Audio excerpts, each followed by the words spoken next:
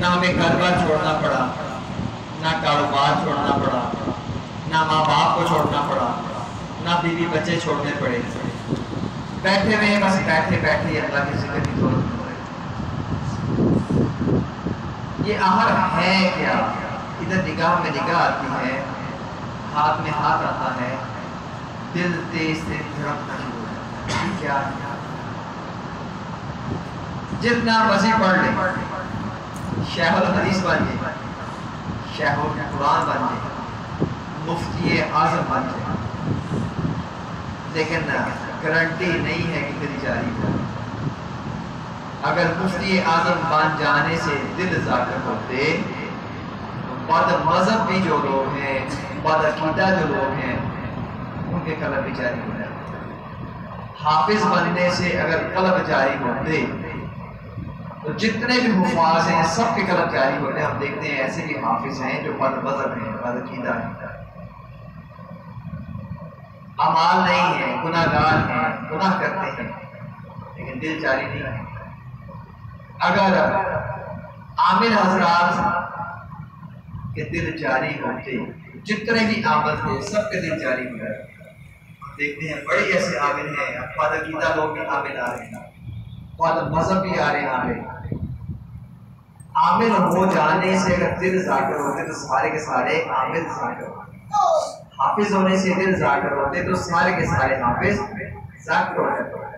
عالم ہونے سے اگر دل ذاکر ہوتے تو سارے کے سارے عالم ذاکر ہوتے۔ حالانکہ ایسی بات نہیں ہے۔ اللہ فضا چپے نیلی مرشد من وچ لائی، نبی اسبات دا پانی ملیا تے ہر لگے نہ جائے۔ یہ بوٹی لگوانی پڑتی ہے۔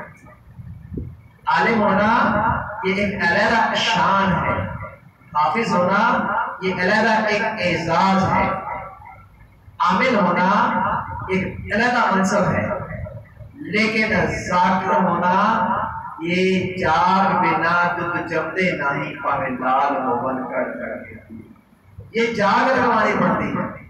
اسی وجہ سے آپ اولیاء کرام کی تاریخ پڑھ لیں، بڑے سے بڑے اولیاء کرام کو دیکھ لیں، جب انہوں نے دنیا میں ظاہری علوم حاصل کر کے فارغ ہو گئے، علم کی معراج پہ پہنچ گئے، اس کے بعد جاگ لگوانے اللہ کے ولی کے پاس چلے۔ امام اعظم نے جاگ لگوائی، امام احمد بن حنبل رحمۃ اللہ نے جاگ لگوائی، امام مالک، امام شافعی رحمۃ اللہ نے جاگ لگوائی۔ دیکھ لیں مولوی ہر دن نشد مولا لو دا غلام شمس تبریز نشد۔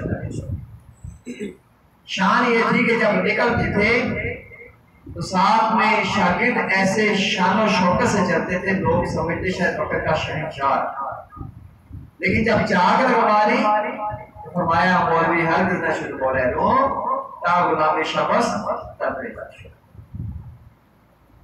حضرت نظام الاولیاء انہیں مناظرہ شرک کہتے تھے۔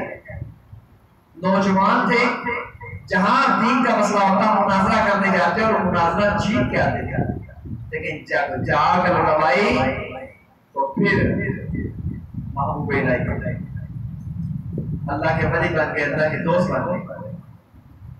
یہ جاگ بہت ضروری ہے۔ علم کی معراج فرمایا گیا ہے کہ ایسا علم جس کے آنے سے بندے کے اندر تکبر آ جائے، قیامت کے روز یہ گنجا صاف کر کے اس کو ڈسے گا، یہ ڈسے گا اس کے بعد۔ ہم تاریخ پڑھ لیں، بڑے سے بڑے بادشاہ جو ہوا کرتے تھے، لوگ ہوا کرتے تھے، علماء ہوا کرتے تھے، اس صوفیہ سے رابطے میں رہتے تھے، ان سے جاگ لگوایا کرتے تھے۔ تو یہ اللہ نے کتنا بڑا کرم کیا، ہمیں کچھ بھی قربانی نہیں دینی پڑی، کچھ بھی نہیں قیمت چکانی پڑی، گھر بیٹھے رہے۔ ہمیں کیسے ہو سکتا ہے آپ سامنے بیٹھے ہیں، میں ادھر بیٹھا ہوں، آپ کا دل تیسری طرف ہونا شروع ہو گیا، یہ کیا ہو گیا؟ یہ نگاہ میں نگاہ آئی، دل کو توڑنے لگے، نہ کوئی مارا گیا ہے، نہ کوئی ڈانٹا ڈپٹا گیا ہے، نہ غصے ہو گئے، نہ ایسی غلط باتیں ہوئی، یہ دل کو کیا ہو گیا؟ یہ وہ راز ہے کہ جب بندہ اس راستے میں آتا ہے بندہ اس کے اوپر کھولنا شروع کرتا ہے، کچھ نہ کچھ تو ہے، کچھ نہ کچھ تو ہے کہ جس کے آنے سے داڑھی بھی آ جاتی ہے، دستار بھی آ جاتی ہے، سنت بھی آ جاتی ہے، شریعت بھی آ جاتی ہے، طریقہ بھی مل جاتی ہے، اللہ کی طاقت بھی مل جاتی ہے. بس یہی نعمت ہے. لوگ سمجھتے ہیں یہ ڈرامہ ہو رہا ہے، کھیل تماشا ہو رہا ہے، لوگ گر رہے ہیں، تڑپ رہے ہیں. بھائی آپ بھی کیا دکھاؤ، آپ ماشاء اللہ سمجھدار ہونا، آپ بھی کیا دکھاؤ. آپ نہیں گر رہے، آپ کو کچھ نہیں ہو رہا، ان کو کچھ ہو رہا ہے. کیا ہو رہا ہوگا آپ سامنے آ کے دیکھو، آپ سامنے آ کے دیکھو، آپ کو پتہ چل جائے گا کیا ہوگا. اصل میں ہمارے دلوں کے اوپر گناہ کے میل اور کچیل کے اتنے دھبے لگے ہوتے ہیں کہ جب ذکر کی توجہ کی جاتی ہے، ضرور لگائی جاتی ہے، میل دھونے میں ٹائم لگتا ہے. اور جب میل دھل جاتے ہیں الحمدللہ بات بن جاتی ہے. میں نے دیکھا ماشاءاللہ اوپن محفلیں ہوتی ہیں سڑکوں پہ، بازاروں پہ، چوک چوراہوں پہ، لوگ آتے ہیں، بڑے بڑے لوگ آتے ہیں محفل میں. اور ایسے لوگ بھی آتے ہیں جو نمازی نہیں ہوتے، گناہوں کے اندر بھرے ہوتے ہیں، باوضو نہیں ہوتے، گناہ کر کے آئے ہوتے ہیں، لیکن جب محفل میں بیٹھتے ہیں ان کے قلب ایسے جاری ہوتے ہیں کہ دو دو تین تین بندے کو پکڑنا چاہیں تو کسی کے قابل نہیں. حالانکہ ہم دیکھتے ہیں 60 سال 70 سال 80 سال ہو جاتے نمازیں پڑھ پڑھ کے بھی یہ کیفیت نہیں ملتی، یہ سرور نہیں ملتا، یہ وجد نہیں آتا، یہ اندر کی روحانیت، اندر وہ چیز محسوس ہوتی نہیں ہے. یہ کیا ہے؟ بس یہ جاگ لگوائیں گے تو بات بنے گی. مرشد کا کام کیا ہے؟ ہاتھ میں ہاتھ پکڑ کے کلمے پڑھا دینا بس نہیں. مرشد کا کام بیعت کر کے تصویر کرا دینا بس نہیں. مرشد کا کام ہے ہاتھ میں ہاتھ دے کے آپ کو روحانی مقامات طے کروانا. جیسے ماں باپ کی وجہ سے بچہ دنیا میں آتا ہے، 100% کنفرم ہے کہ ماں باپ کی وجہ سے آتا ہے. جیسے ماں باپ کی وجہ سے اس پاک جہان میں، اس پاک جہان سے اس ناپاک جہان میں آتا ہے، ایسے ہی مرشد کی نگاہ سے اس ناپاک جہان سے اس پاک جہان میں پیدا کر دیا جاتا ہے. یہی وجہ ہے حضرت امام اعظم سے کسی نے پوچھا کہ حضرت آپ کی عمر کتنی ہے؟ فرمایا 2 سال. آپ دودھ داڑھی سے پایا ماشاءاللہ 2 سال مذاق فرما رہے ہیں. فرمایا نہیں، مجھے بیعت ہوئے 2 سال، بیعت ہوئے 2 سال. اور اصل عمر بیعت ہونے کے بعد. جیسے ہم دنیا میں بچہ آتا ہے عمر پوچھتے کہتے ہیں 1 دن کا ہو گیا، 1 ہفتے کا ہو گیا، مہینے کا ہو گیا، سال کا ہو گیا، 10 سال کا ہو گیا. دنیا کے اندر آنے کا وقت نوٹ کر کے اس کی عمر بتاتے ہیں. صوفیہ علماء اولیاء اعظام اور ان سے عمر پوچھیں تو وہ جو بیعت ہونے کے عمر بتاتے ہیں. ہمیں بیعت ہونے سے اللہ کا کرم ہے.